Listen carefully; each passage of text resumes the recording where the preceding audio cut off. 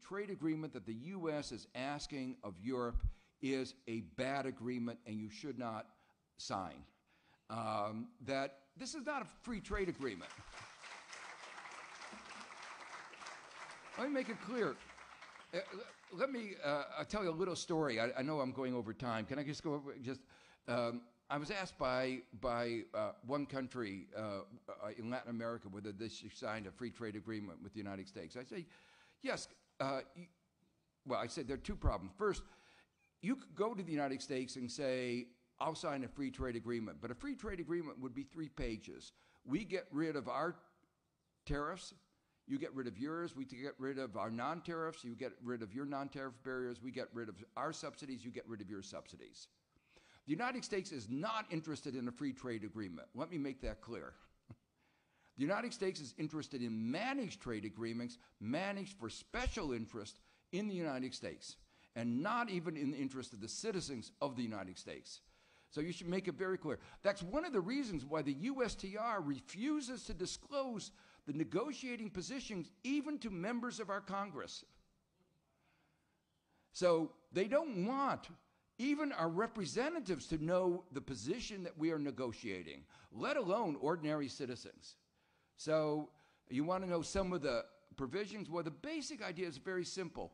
Tariffs are already very low. So free trade agreement is not about lowering tariffs. They're very, very low. What is it about?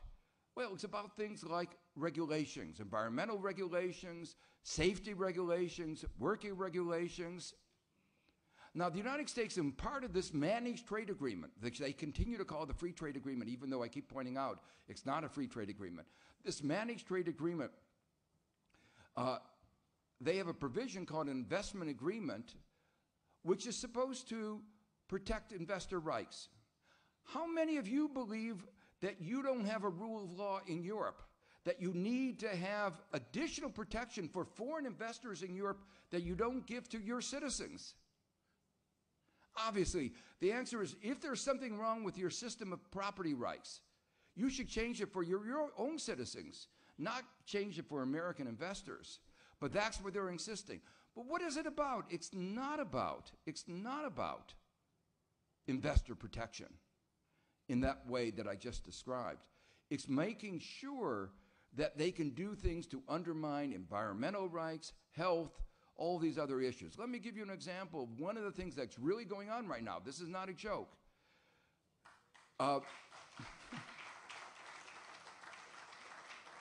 Philip Morris is suing Uruguay because Uruguay wants to protect its citizens against poisonous cigarettes. Mild regulations, limiting advertising, limiting sales to children. But Philip Morris says that's a restraint on trade. We have the right to sell products that kill people. WHO has praised Uruguay.